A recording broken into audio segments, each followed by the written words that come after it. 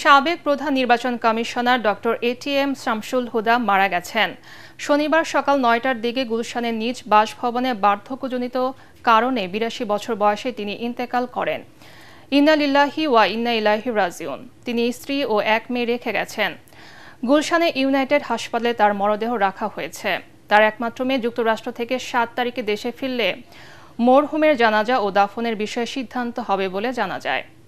২০০৭ সালে ফখরুদ্দিন আহমেদের নেতৃত্বাধীন সরকারের সময় এটিএম শামসুল হুদা প্রধান নির্বাচন কমিশনারের দায়িত্ব পান।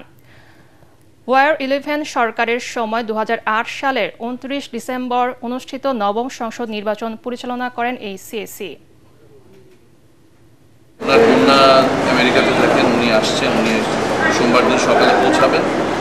সম্ভাব্য ইনশাল্লাহ আমরা গুলশান সোসাইটি মসজিদে আগামী সোমবার বাদ মাগরিব ওনার জানাজা হবে।